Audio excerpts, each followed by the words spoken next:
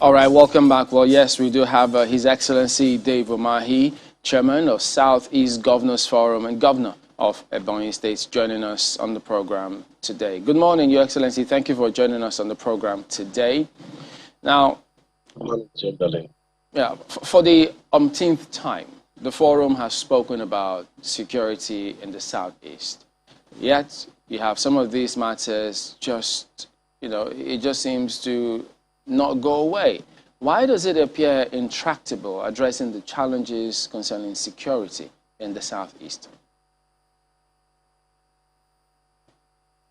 Well, I don't think that the security of Southeast is totally different from what is happening in other places in Nigeria. But in a way, I don't think it's impossible to address the challenges. It's a bit complicated.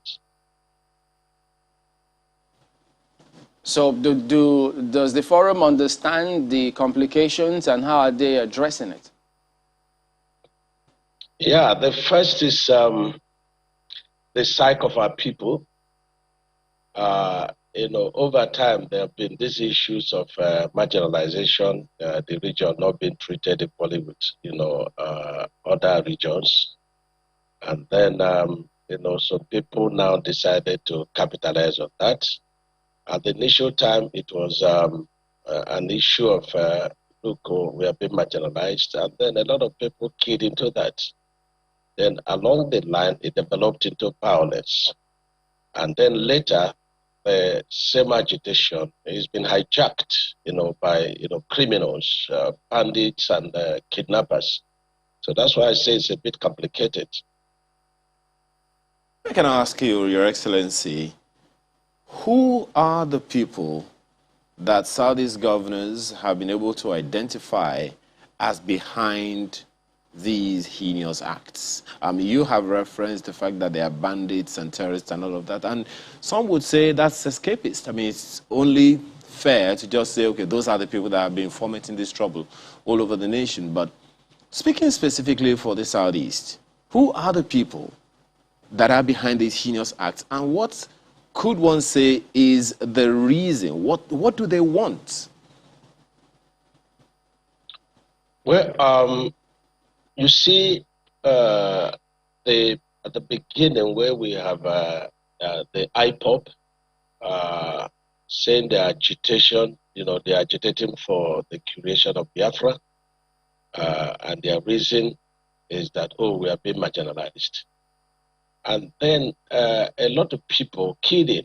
If anybody has differences, with the center, the person becomes a supporter of IPOP. If you sort anything, at the federal level, and you fail to get it, you become a supporter of IPOP. Those in diaspora that went for greener pastures and they fail to, get such, they will become very bitter with the Nigerian society.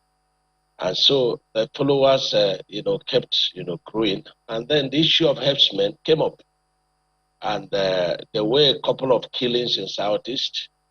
And the people were a bit helpless and felt the governors were not protecting them. But you see, the governors were protecting them. But the governors, swore oath under the Constitution. And we're doing a lot of things that we're not going to be saying in public, but we did quite a lot to ensure that that there is peace between the herdsmen and our farmers. But that's not the way some people that were aggrieved wanted us to go. But that's the way we should go. If you recall what is happening elsewhere between the herdsmen and the farmers, you will see that the governors of Southeast really did well. So then came up the IPOP with ESN, which is the militant aspect of the IPOP. And then they started to issue orders of threats. If you do this, we will do this, and all kind of stuff. And so along the line, the whole exercise is being hijacked. In Southeast, you no longer have kidnappers, cultists. Everyone that, does one criminality or the other claims to be IPOP. And also, some politicians, from what we learned, also capitalized on that and began to also import killers from outside Southeast, to advance their political interest, like what we are seeing in Anambra State from the accounts of yesterday. I don't have details. And so these are, the situations we found ourselves. All right, but Your Excellency, there are those who are of the opinion that the Southeast governors actually have to take a huge part of responsibility as to how this has festered, because they think when this was at what they described as the elementary stage, that the authorities there could have seen these loopholes before it then graduated to the directive to sit at home, the formation of certain security networks up until when politicians now started importing people to come into those areas and begin to carry out some of these things. So they thought what the governors are doing now, they should have done a long time ago. Yeah, but I don't know what the governors of Southeast are doing now that they didn't do before. You see, some uninformed elements, felt that the only way to solve the problem between us and herdsmen, was to ask them to leave Southeast. But that is very unnational, because our people also live in the north, they also live in the west. And so we had to mediate to ensure that we set up a kind of committees that involves these herdsmen and our farmers. And in many cases, we triumphed. But you must also know that most of these killer herdsmen came from outside. And we'll be shouting it at the national level and we'll be shouting it at the state level. So there's nothing we are doing now that we didn't do. But remember that the governors, the attempts they made, to also checkmate some of these things, because of the psyche of our people, being brainwashed, I can use that, believing that someone is fighting for them. We didn't really have the support of the masses because they have been indoctrinated, they have been misinformed. But now the situation is changing because they are beginning to say, look, if you are fighting for us, why are you killing us? Even if you are not the one killing us, by your words, by your broadcast, you've made ways for us to be killed. And we no longer will tolerate that. You referenced the youth earlier, and even now that you have spoken, and it's a little bit fuddling, Your Excellency, that while these things are going, as you said earlier, all these killer herdsmen and all those things, they aren't happy, they aren't as strong anymore as these other issues that are from within the Southeast itself. It only begs one question as to how significantly, how strongly, how persuasively the leadership, the elite, the political class in the Southeast are carrying the people along in order for them to have a unity of purpose. I don't understand what you're exactly driving at. Okay, the point I'm trying to make, Your Excellency, the point I'm trying to make is, generally, much of the insecurity that is going on now, from what you have said, they are happening from within the Southeast by, members of the Southeast. So I'm just wondering if there is anything the political class is doing, the elite in the Southeast is doing, to ensure a carry along, such that everyone can sheath their swords and work for the peace and progress of the Southeast and Nigeria in general.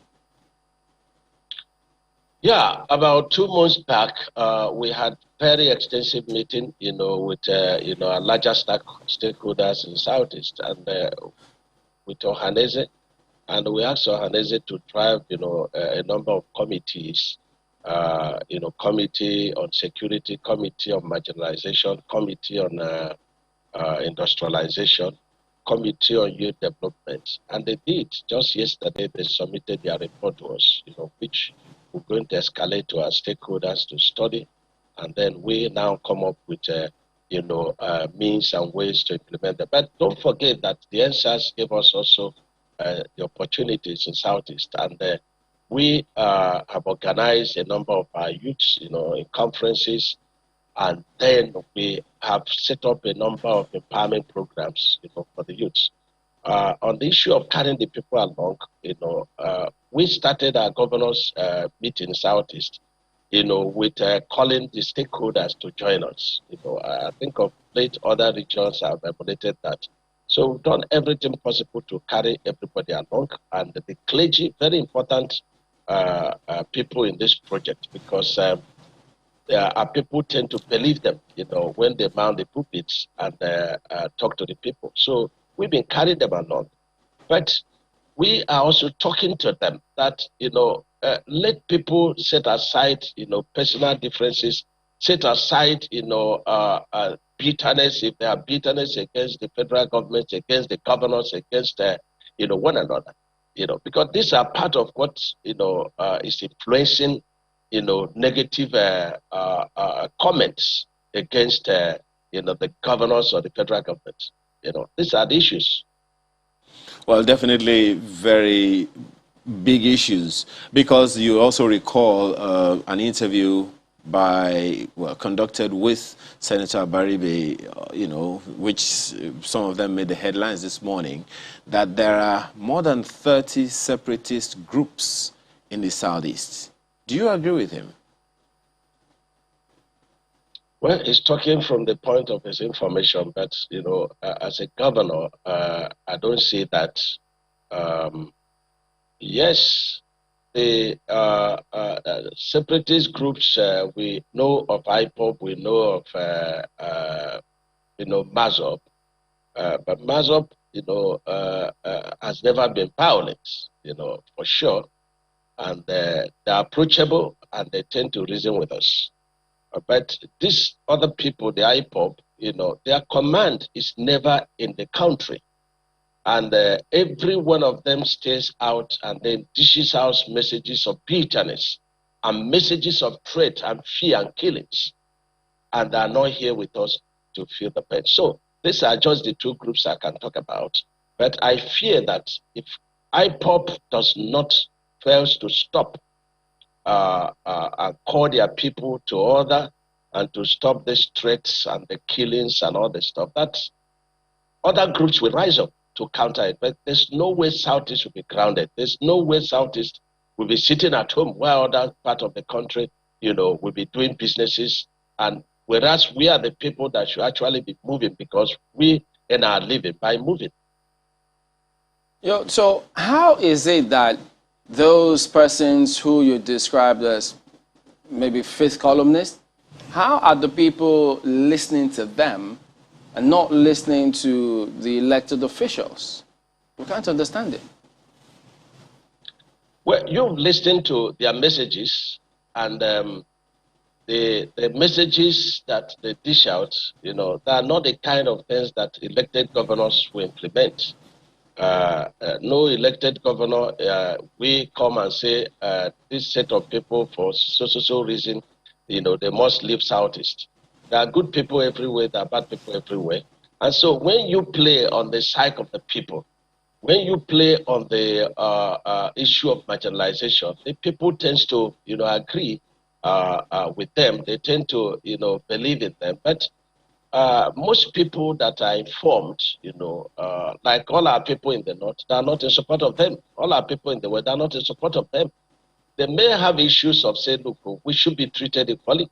We should be given opportunities like other regions. But to ask us to start killing ourselves or start killing our visitors, start killing those who have been with us for a very long time, they are not in support of that. The majority of our people are not in support of that. But criminality is criminality, and a criminal is a criminal, always looking for opportunity. And this is the fact. And why it tends to be as if they have support is because the only way bad will continue to thrive when good people keep quiet. Why are the good people keeping quiet? Because they're afraid of isolated killings, because they don't have the police, the security people staying in their houses. And so if they talk and talk publicly, these evil people will go and isolate them and kill them. And that's why it appears that you don't have a lot of voices condemning what they're doing. So that then suggests that there's a failing or loophole on the part of the police authorities and even the governors, because governors are chief security officers of the state, to secure the lives of those people. So if that were the case, that's a big challenge that the governors and security and police have to address, isn't that? You see, the point is that information is very powerful. And when you want to solve a problem, you don't create another one. For example, when this thing started happening in Imo State, and the governor of Imo State, Governor Hope, rose up to the challenges. It happened in Ebonyi State. I rose up to the challenge. It is the same people that started shouting and they labeled them unknown gunmen. People even suggested they were imported from us. I said, no, we are chief security officers, in our various states, and we understand what is happening. We know that it's our people that are killing our people. And they started killing, security men. They started burning houses. They started, stopping people from moving freely. And we started shouting, and they say, oh, we are importing security men to kill. And again, these policemen we are talking about, these people were killed in their duty post. These people were killed in their police, offices, and their police post, police offices burned, and they got demoralized. Our people didn't really rise up to condemn that. And don't forget also that security is the job of everybody. There's no way police or army or anybody can totally police Southeast. It is the willingness of the people that are risen now to say no, enough is enough, that we need to secure Southeast. And with their support, we are going to secure Southeast. So are you now satisfied with the deployment of police and security agencies across the Southeast, your state inclusive? Well, not at all. These are issues we want to also address with the security chiefs. The deployment is so lean, but I pity them very highly. Look at insecurity in the north also, in the west also. So the number of security men we have in this country is so poor. In Germany, I think every 6 people you see, 1 person is a security personnel. And that's why crime rate in Germany is very low. In New York, there are also a lot of crime happening there, but the truth remains that the moment this thing happens, the perpetrators are fished out and, to face the law. So 2 things, the deployment not enough, yes, but we do not blame the federal government because generally we have, very low number of security people in this country. It's also challenges of finances. And then you now think about the morals of the security people in Southeast. Their morale is just beginning to rise because the way the number of them were killed, just not quite good at all. We owe them apologies. We owe them, support. We owe them encouragement so that they can rise up again, to protect the people.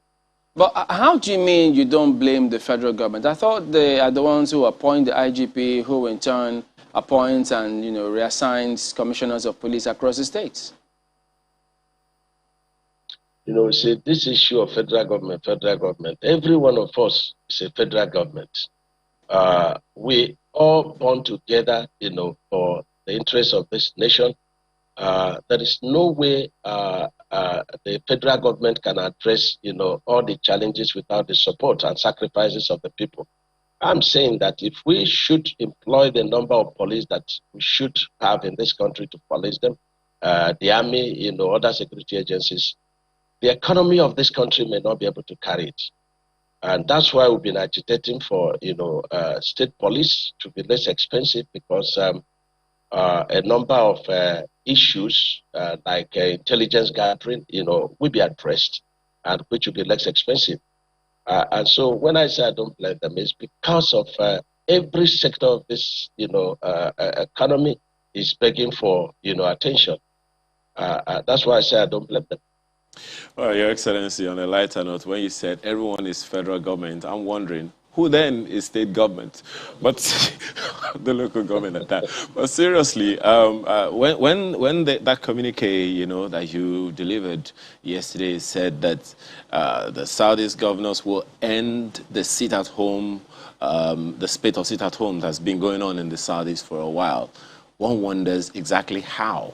And it's very important to find a way to carry the people along, to communicate with the people to the effect. So how will the state governments in the Southeast achieve putting an end to the sit-at-home? Well, it's a process, and we are at that stage now. Before now, don't forget that we, in every state and in, of course, every part of this country, we have armed robbers, we have kidnappers, we have cultists. And the state government, now talking about Southeast, been able to contain them. We didn't have this kind of killings. And so if you take it backwards to say, okay, when IPOP came and IPOP started agitation, no country that wants or a part of, let me just put it that you can never get, a nation out of a nation by the kind of hate speeches, being dished out. And then from hate speeches to threats of killings and the actual killings and the information of, militant group, And so that's where we are. And the people now started to understand, say, look, if you are fighting to protect us, why are you killing us? Because we are the ones killing ourselves. Occasionally, people are imported from outside to do these killings, but majorly, like in my state, all the people that we have caught that did the killings, all came from Southeast. None came from outside. I'm talking in particular reference to my state. And so the people are beginning to understand. And if people understand, then we will be going back to where we were in fighting criminality. And nobody is going to complain. So we will be telling all our youths everywhere in Southeast, whatever are your grievances, come, let us reason together. Even God Almighty says that you should come with your positions, you should come with your complaints, and let's reason together. So we'll be asking them, let us reason together. You can't be more Catholic than Pope. You can't shave our heads in absence. Whatever is your problems, let us understand with you. If the problem is unemployment, you have nothing doing, we are going to leave every other thing to make sure that you are empowered, And we've been empowering our youth, The only thing is that when you are in the bush, we don't have access to you. So you have to come out of the bush and work with us to empower you. But when you say no, that you will go in the name of agitation to cause criminality, we will isolate you as a criminal. And this is where we are. And we are very serious about it. Any day anybody says sit at home, people are not sitting at home out of obedience or compliance. People are sitting at home because of fear for their lives. If you have a policeman, to everybody, nobody is going to, obey any sit at home. Nobody is going to obey that. So we are going to do what we've been doing to safeguard the lives of our people, because we've gotten the confidence of our people that these people do not mean well for us, and that you cannot have Biafra by the way they are going about it. Meanwhile, every elite in Southeast is not desirous of Biafra. We don't want Biafra. We want to be treated equally like other regions in Nigeria. So this idea of Biafra is madness, and we have said, no, we don't want Biafra.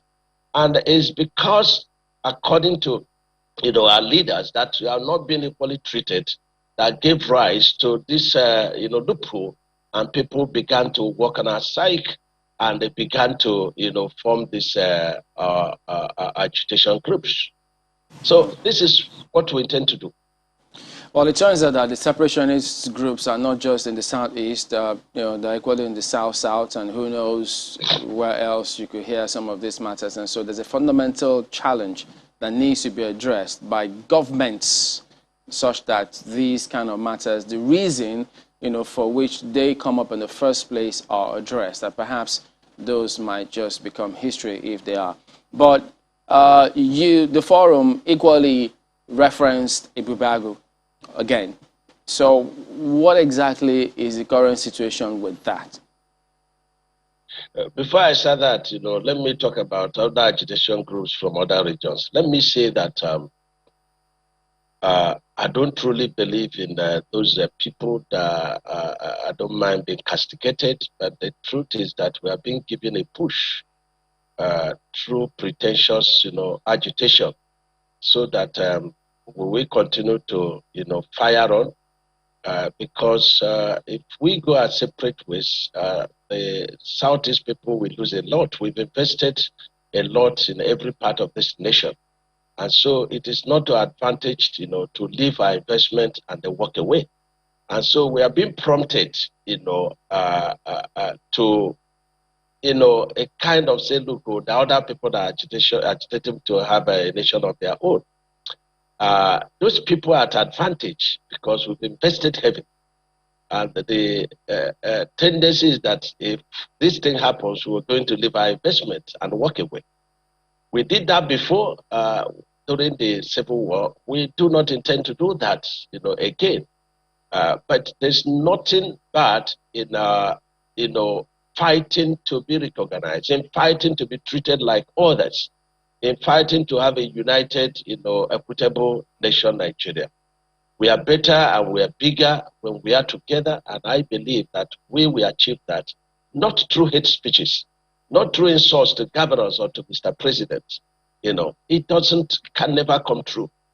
If I'm a governor and you are insulting me, you believe that I'm going to address, whatever, I forgot to do for you or whatever are your challenges. I will do that. But if you approach me in a civil war, you criticize me constructively, then I will be able to do that, But to insult me and castigate me and say all manner of things that are not, even the truth, there's no leader that will be happy, about that. On the issue of Ebubago, I think this Ebubago have been a vigilante, and through the act of the House of Assembly, they are turned into what our people want, and that's the regional security outfit, that we could name Ebubago. I have since passed my law. My Ebubago is functional and very helpful, working hand in hand with the security agencies. In Imo State, that has happened. In Abia, I think they are the level of passing their law, but the vigilance, don't forget, are there, they're working. I just read on news, where these hoodlums went to kill two vigilante people in one of the states of Southeast, but the police, arrested them.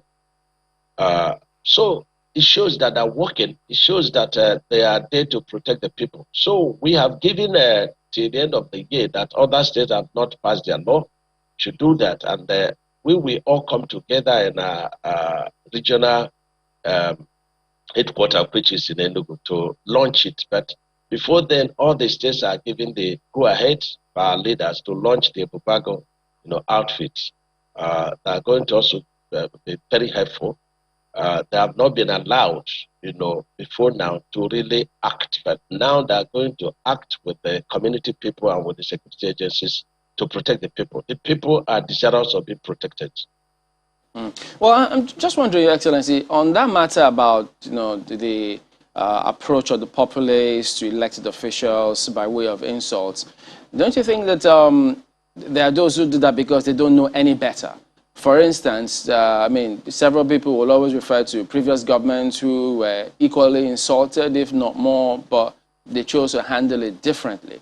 And so if they reach out, the authorities reach out to certain persons differently, who knows? It might even end up winning them to their side, as opposed to just having that stance that, no, you can't have this kind of opinion. So if you do, you already will not have access. Can there be a change of approach on the part of leaders? Because they are supposed to approach things differently, I might add. Again, Chamberlain, we are all leaders in our own rights. You are commanding, some sections of people. If you go to your chief executive, you have needs that everything being done in China, you do not agree with that. And there is no way that you can do everything right. But in trying to address that and you begin to insult your chief executive, I don't think he's going to listen to you. But if you approach him and say, look, A, B, C, D are not good, I'm sure he's going to listen to you. So I don't think it has to do with leaders.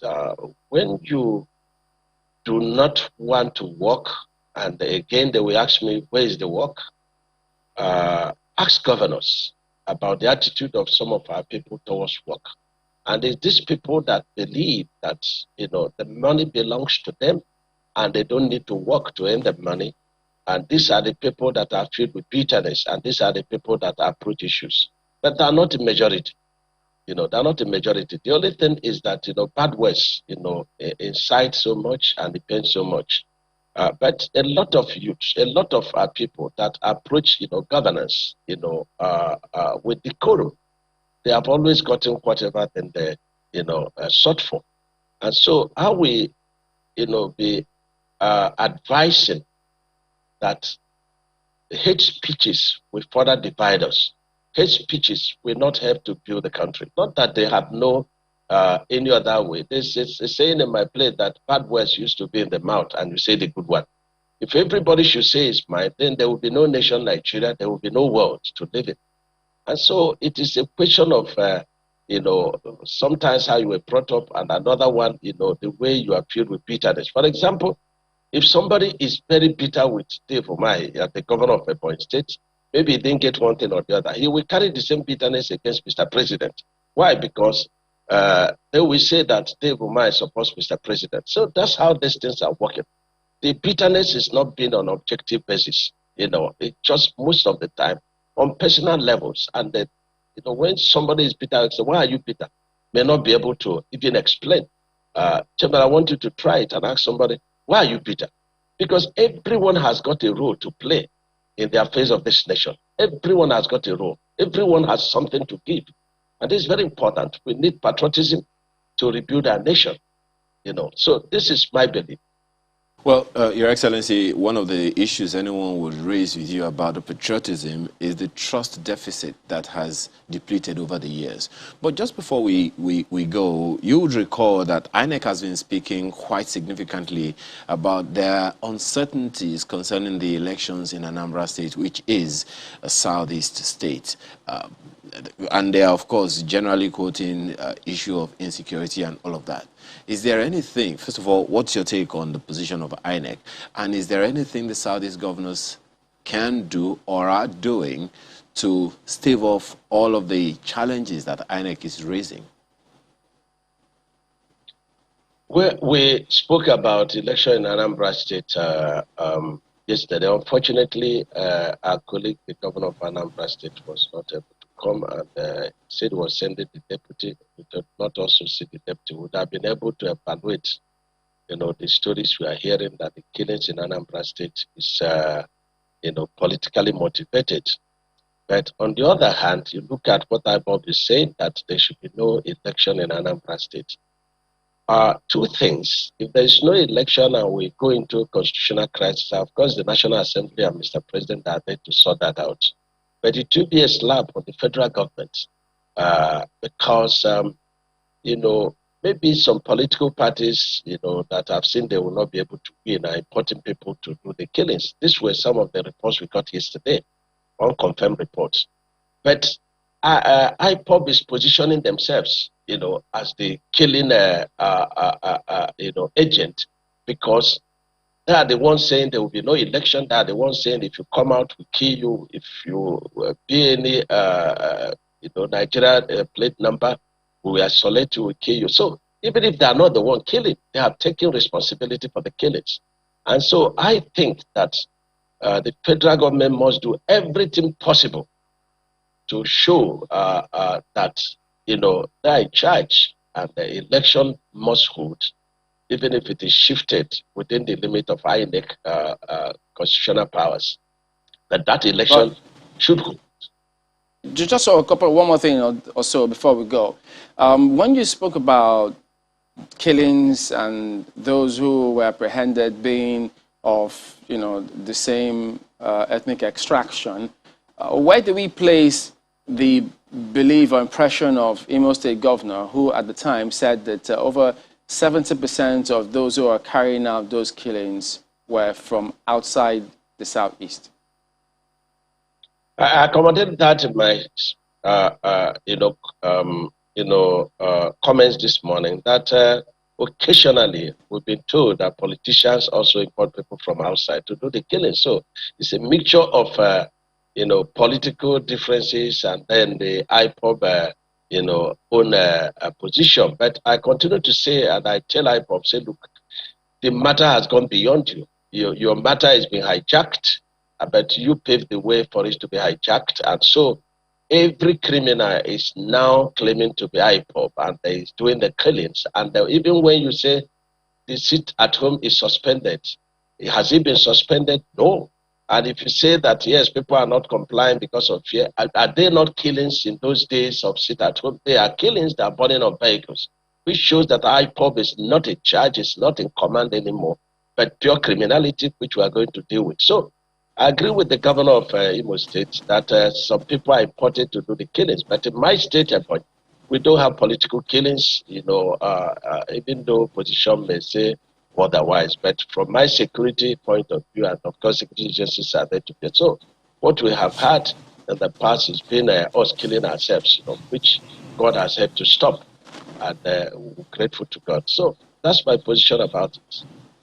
All right, then, Your Excellency Dave Umahi, Governor of Ebonyi State and Chairman Southeast Governors Forum, thank you for talking to us today on the program. Thank you very much, Chamberlain.